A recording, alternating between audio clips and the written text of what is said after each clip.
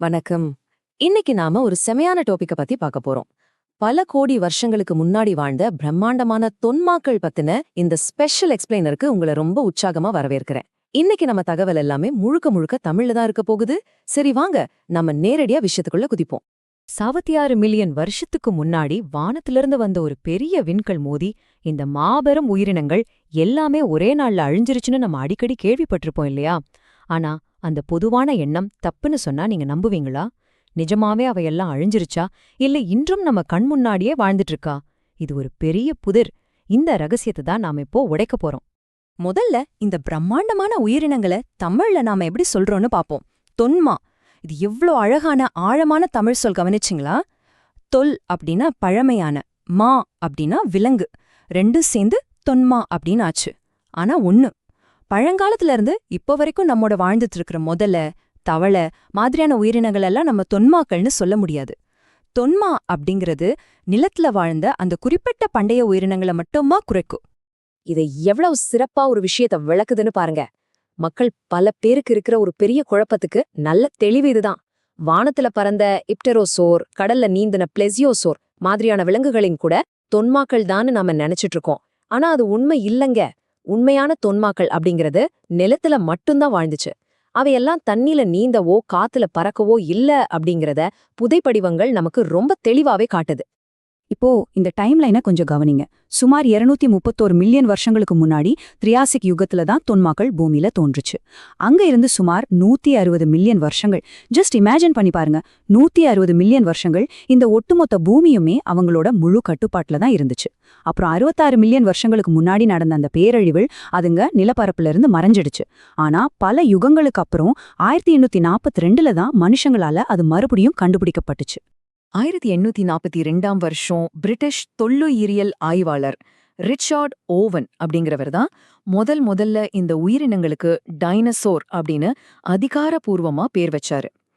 கிரேக்க மொழியில டைனோஸ் அப்புறம் சௌரா அப்படிங்கிற 2 வார்த்தைகளோட சேர்க்க தான் இது. ஆனா ஓவன் இத பயந்து போய் ஒரு அச்சமூட்டும் கொடிய பல்லி அப்படிங்கிற அர்த்தத்துல வைக்கல. மாறா, அது வாழ்ந்த காலத்துல எவ்ளோ வியப்பூட்டம் பிரம்மாண்டமான விலங்கா இருந்திருக்கும் அப்படிங்கிற அதோட மாண்பை குறிக்கவே மாபெரும் பல்லி அப்படின்னு ரொம்ப பெருமையோட தான் அந்த பேரை வச்சாரு. சரி, இந்த பூமியில மொத்தமா எத்தனை வகையான தொன்மாக்கள் வாழ்ந்திருக்கும்னு நினைக்கிறீங்க? இந்த நம்பரை பாருங்க, 527. 2006ல நடந்த ஒரு ஸ்டடி மூலமா குறைஞ்சது 527 வகையான வெவ்வேறு தொன்மா இனங்கள் இருந்தது உறுதியா கண்டுபிடிக்கப்பட்டிருக்கு. ஆனா வல்லுநர்கள் என்ன சொல்றாங்க தெரியுமா? கிட்டத்தட்ட 1844 வகையான தொன்மாக்கள் இந்த பூமியில வாழ்ந்திருக்கலாம்னு கணிக்கிறாங்க. அப்சல்யூட்லி மைண்ட் ப்ளோயிங் இல்லையா? எந்த அளவுக்கு ஒரு நம்ப முடியாத பன்முகத்தன்மை அந்த காலத்துல இருந்திருக்கு பாருங்க. இப்போ இதுல ரொம்பவே சுவாரஸ்யமான விஷயம் என்னன்னா, தொன்மாக்கள்னாலே வானுயர்ந்த மாபெரும் அரக்கர்கள் அப்படிங்கிற ஒரு பிம்பத்தை இது சுக்குநூறா உடைக்குது. தொன்மாக்கள்ல சௌரோபோடா அப்படிங்கிற வகை சுமார் 39.7 மீட்டர் நீளமும் 18 மீட்டர் உயரமும் கொண்ட பிரம்மாண்டமான விலங்குகளா இருந்தது என்னவோ உண்மைதான். ஆனா அதே நேரம் சிக்ஸியானிகஸ் மாதிரியான தொன்மாக்கள் வெறும் 50 சென்டிமீட்டர் அளவுல, அதாவது கிட்டத்தட்ட ஒரு சின்ன நாய்க்குட்டியை விட குறைவான அளவுல கூட வாழ்ந்திருக்கு.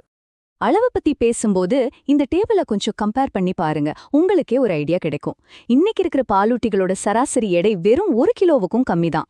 ஆனா ஒரு சராசரி தொன்மாவோட எடை 500ல இருந்து 850 கிலோ வரைக்கும்.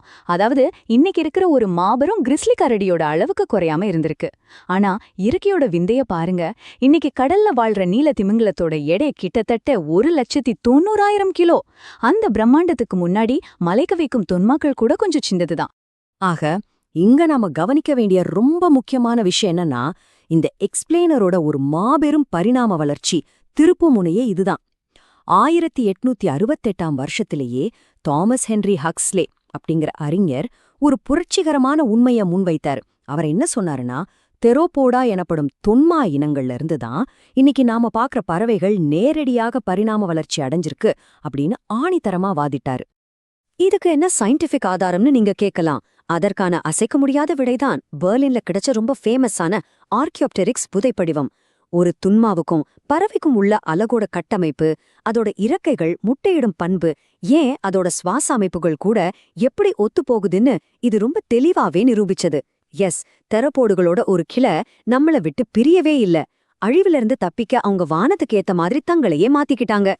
இந்த மாதிரி மாபெரும் அறிவியல் உண்மைகளை வெறும் ரிசர்ச் லேப்ல மட்டும் பூட்டி வைக்காம உலகம் முழுக்க இருக்கிற சாதாரண மக்கள்கிட்ட கொண்டு சேர்த்த பெருமை கண்டிப்பா ஜுராசிக் பார்க் திரைப்படங்களை தான் சேரும்.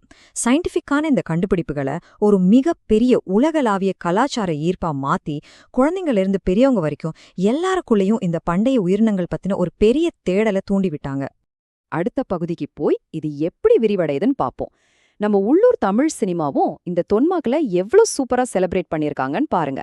2012ல வந்த அதிசய உலகம் படம் இந்தியாவிலேயே முதல் முறையா 3D அனிமேட்டட் தொன்மாக்களை திரையில காட்டி சாதனை படைச்சாங்க. அது மட்டுமல்லாம 2025ல டைரக்டர் ராம் இயக்கத்துல வந்த பறந்து போ படத்துல மதன் கார்கி எழுதி அருண்ராஜா காமராஜ் பாடின டைனோ பாட்டு யூத் மத்தியில செம்ம ஹிட் ஆச்சு. இது நம்ம பண்பாட்லயும் இந்த அறிவியல் விந்தை எவ்வளவு ஆழமா வேரூன்றி இருக்குன்னு காட்டுது. சரி, நாம இப்போ இந்த பயணத்தோட இறுதிக்கு வந்துட்டோம். பல மில்லியன் வருஷங்களுக்கு முன்னாடி வாழ்ந்த உயிரினங்கள் எப்படி இன்னைக்கும் பறவைகளா நம்ம கூடவே வாழுது அப்படிங்கிற அதிசயத்தை பார்த்தோம். இனிமேல் ஒரு சின்ன பறவை உங்க வீட்டு ஜன்னல்லையோ இல்ல வானத்திலயோ பறந்து போறத நீங்க பாக்கும்போது கொஞ்சம் யோசிச்சு பாருங்க. நீங்க உண்மையிலேயே பார்த்துட்டு இருக்கிறது பழங்காலத்தோட மிச்சமான உயிருள்ள மூச்சு விடும் ஒரு தொன்மாவதானே. என்ன ஆச்சரியமா இருக்கா? தொடர்ந்து தேடுவோம், நிறைய கத்துப்போம்.